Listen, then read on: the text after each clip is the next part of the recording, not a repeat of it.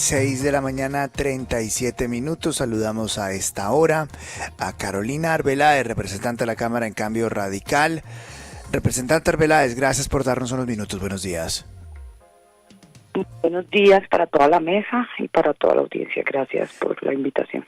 Representante, en las últimas horas fue muy intenso el debate de moción de censura al ministro Iván Velásquez, ministro de Defensa, y ustedes anunciaron con 40 representantes que van a radicar una carta ante la Cumbre de Paz de Suiza.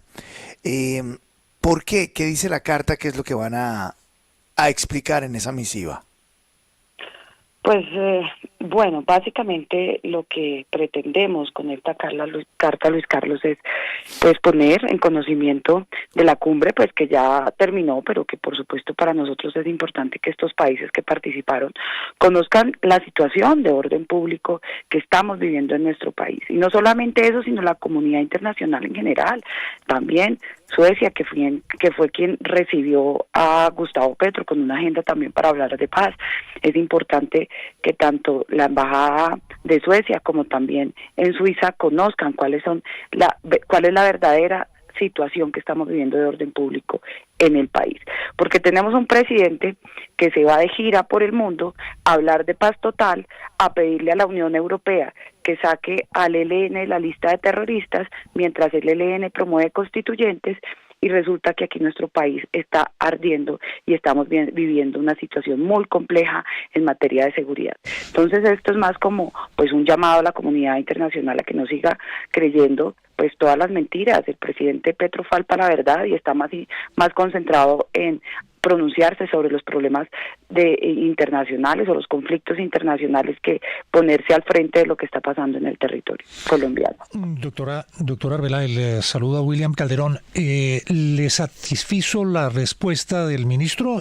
Sacó una serie de cifras en las que, dice él, demuestra que el gobierno está ganando el pulso en la lucha contra las bandas criminales y contra las organizaciones guerrilleras. ¿Esas respuestas y esas cifras que da el ministro coinciden con la información que tiene usted sobre lo que realmente pasa en materia de orden público? Pues no solamente no coinciden, sino que lo que hace el señor ministro y la respuesta que da el señor ministro es lavarse las manos, decir que todo lo que está pasando en estos momentos es por el incumplimiento de los acuerdos del gobierno anterior, le echa la culpa y pone el retrovisor, pues como hacen todos los ministros en este gobierno, y le echa la culpa prácticamente al gobierno de Iván Duque. Entonces yo creo que esto no solamente pues es irresponsable, ya llevan van a cumplir 2 años gobernando. Yo creo que seguir poniendo ese espejo retrovisor no le sirve en estos momentos a la sociedad civil, que son los que están esperando a que se actúe y que se recupere el orden público. Pero además hemos visto y todos hemos sido testigos cómo pues se viene fortaleciendo a estas bandas criminales, cómo se viene haciendo una expansión al respecto. Es que nosotros en ese documento que pensamos enviar dejamos en evidencia pues cómo se ha venido las autodefensas gaitanistas y el Clan del Golfo ganado un espacio en territorio de que han venido creciendo más del 80%. Esto es un informe de la Defensoría, del cual pues nosotros es la fuente que estamos usando también para pues poner en evidencia todo lo que está pasando. La Defensoría ha hecho casi que más de 300 alertas tempranas. Entonces aquí tenemos unas cifras de las cuales el ministro pues no habló. Para nosotros es muy triste ver cómo el presupuesto reducen 14.000 millones de pesos para la gasolina para poder operar la fuerza pública, y sentimos que ese es un debilitamiento pues a nuestras fuerzas, que por supuesto respaldamos, queremos, y ayer yo creo que lo pudieron haber sentido durante el debate. Este era un debate en contra del ministro, no de la fuerza pública, porque para nosotros la fuerza pública está haciendo su labor con las uñas. A la fuerza pública la están poniendo como carne de cañón en este conflicto. Representante, ¿usted siente que hoy hay en Colombia un debilitamiento del poder legislativo frente al poder ejecutivo, por lo que hemos visto desde el viernes pasado la ausencia de un debate de fondo, de deliberación, que es un deber constitucional de la Cámara de Representantes, porque se acogió el texto del Senado para aprobar una reforma que cambiaba el sistema de pensiones en Colombia. Ayer, porque casi no se debaten las mociones o el control político ni al ministro de Salud ni al ministro de Defensa, finalmente sucedió, pero luego de mucho tiempo, cuando lo autorizó finalmente el presidente Andrés Calle, y además con semejante escándalo de corrupción que involucra a congresistas, ¿hay un debilitamiento del Congreso hoy? Pues yo creo que más que un debilitamiento, pues lo que hay en estos momentos es una imagen que le afecta a la institucionalidad del Congreso, precisamente no solo por los actos de corrupción que se han conocido y que pues son materia de investigación, sino pues también pues porque esto es todo lo que está pasando es antidemocrático.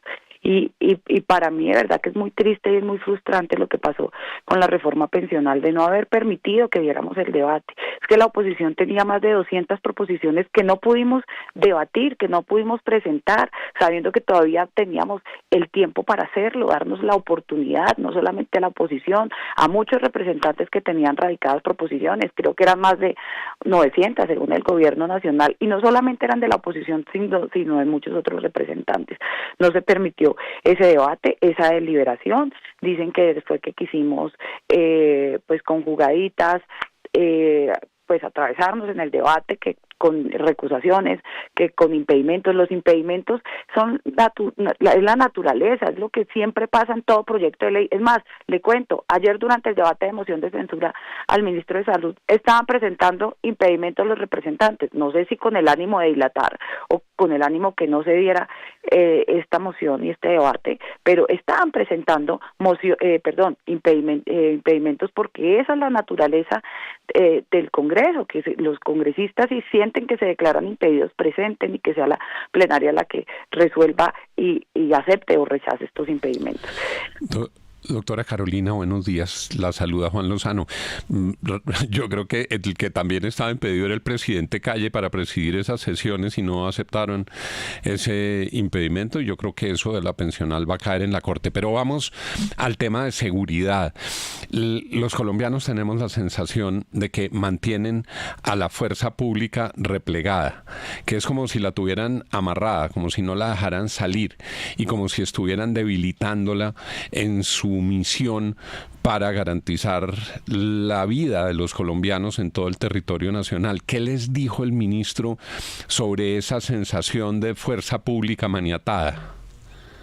No, por el contrario, dicen que el presupuesto ha aumentado, que pues han venido entregándole recursos para mejorar la calidad de vida y el bienestar de los militares y de toda la fuerza en general. No contestó nada sobre pues ese informe de la Defensoría que, repito, se le socializó nuevamente sobre las alertas que ha venido haciendo la Defensoría sobre los riesgos en 846 municipios. Es decir, el 77% de los municipios del país hoy están en riesgo, y es precisamente por esta expansión de los grupos criminales. Y entonces tenemos una fuerza pública que no puede actuar. Yo le voy a poner el caso de Bogotá, Juan, un saludo muy especial para ti.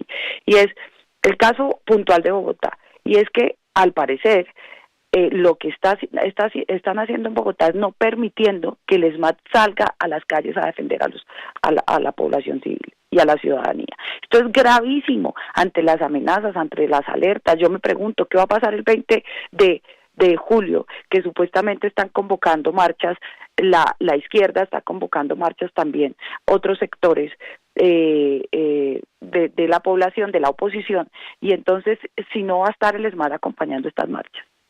Imagínense ustedes el problema que tenemos y que se puede convertir en eso si no se le garantiza pues a los que van a salir a manifestarse su seguridad. Entonces esto es muy complejo, no solamente lo vemos en el tema del mantenimiento de los aviones, de la gasolina para poder operar.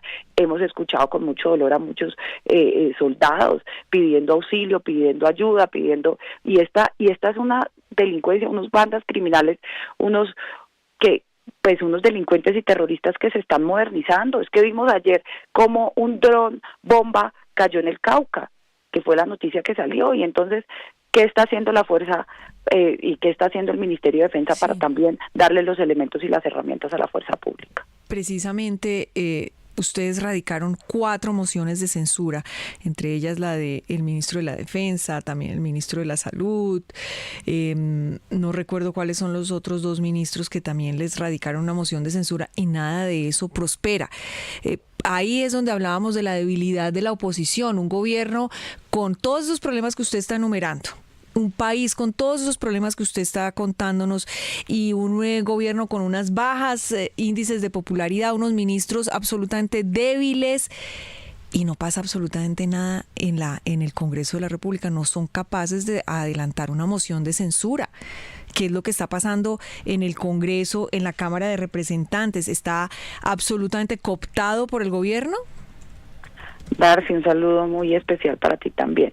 Pues, a ver, yo creo que el gobierno tiene las mayorías. Nosotros, pues a veces pasamos a creer que de pronto no, que ciertos partidos van a generar reflexiones sobre lo que está pasando en el país, y de verdad, pues se van a poner del lado de los colombianos, del lado de los ciudadanos. Desafortunadamente, lo que vimos en la reforma pensional y lo que vimos ayer durante el debate de moción de censura, pues es que ellos siguen defendiendo al gobierno y que siguen estando allí en mayorías a lograr que en el momento en que se tengan que poner la aplanadora, la van a poner. Y miren, fíjense en ustedes lo que pasó en el debate de moción de censura, y permítame ponerlos en contexto un poco también sobre eso.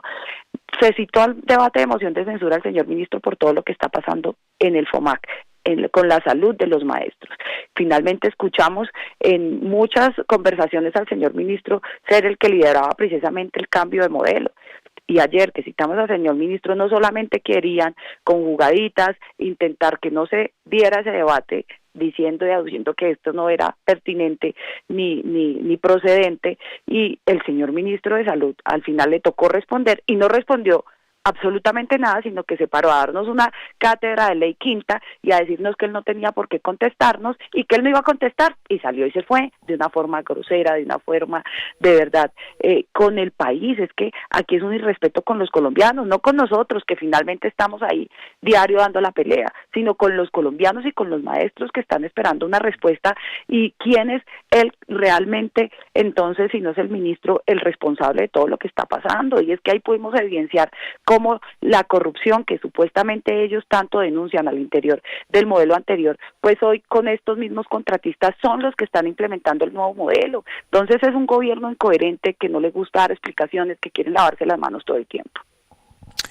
Son las 6:50 a.m. La representante de la Cámara de Cambio Radical, Carolina Arbeláez, gracias por darnos unos minutos y explicarnos qué pasó ayer en la moción de censura a Iván Velásquez, ministro de Defensa. Es usted muy amable, muy gentil.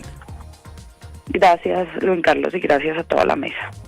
Gracias, 6:50. Y la realidad es que esas mociones no prosperan, ¿no? Pues son buenas para la palestra, pero eso no. No, pues es que no se ha podido estrenar. Pero el problema, Luis Carlos, no son los ministros, pues los ministros son unos fusibles que cambian, y el mismo gobierno ha hecho la jugadita de sacarlos antes de que posiblemente los tumben. El problema es Petro, es que quien ha empoderado a la guerrilla y quien ha dado largas a la guerrilla ha sido el gobierno del presidente Petro. Sí. Pongan a quien pongan, Luis Carlos, la situación va a ser la misma.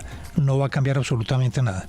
La guerrilla tiene controladas extensas zonas del país y uno ve a las fuerzas militares maniatadas. Claro. Pero yo sí creo que si hay un cambio en el liderazgo y en la cabeza del Ministerio de Defensa, que autorice los giros de plata, por ejemplo, para las aeronaves, que autorice los sobrevuelos, como están pidiendo de la Fuerza Aérea, como están pidiendo en el Valle del Cauca, que empodere y que le regrese la autoestima a las fuerzas militares, que las apoye, pues las cosas sí cambian. Si usted cree que eso se puede recuperar parte, no podemos entregarnos, el país no se puede entregar de esta manera. Claro que no, pero usted cree que eso es una idea que sostiene solo el doctor Velázquez, no. Eso es una línea que dicta el presidente Petro. Pero especialmente el doctor Ministro Velázquez, que no le camine a Petro en lo que él quiere, se van. Cuando usted nombra a un ministro que no hizo sino criticar a las fuerzas militares y decir toda la vida que eran unos violadores de derechos humanos, porque eso hizo Iván Velázquez a lo largo de toda su carrera dentro de la justicia. Entonces, pero por Dios, entonces, ¿cuál es el mensaje? Cualquier otro ministro lo haría mejor. Sí. Cuando estamos cerca de la Copa América, si a un muy buen jugador lo sientan en la banca 2 años y no lo dejan jugar ningún partido y lo tienen amarrado y no hace minutos de juego, no le pueden decir de la noche a la mañana, métase a la cancha y otra vez meta goles. Eso es exactamente lo que pasa con la fuerza pública. Cuando la repliegan, cuando le quitan sus capacidades, cuando le retiran a sus mejores generales, cuando hacen barridas de quienes están formados, cuando no pagan los mantenimientos, no les pueden decir de la noche a la mañana, otra vez, vean, aquí llegó la guerrilla.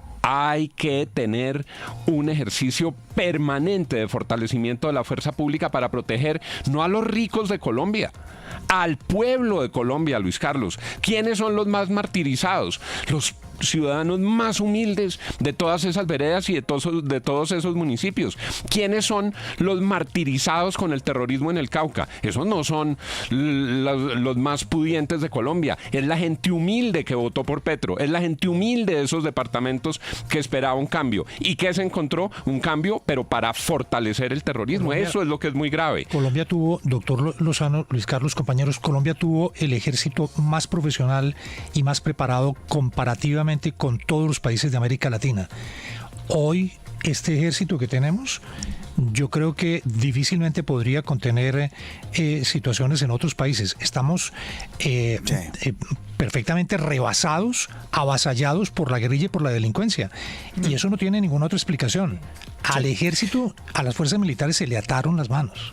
Tiene que haber un timonazo rápido en seguridad en el país. 6:54 en la FM.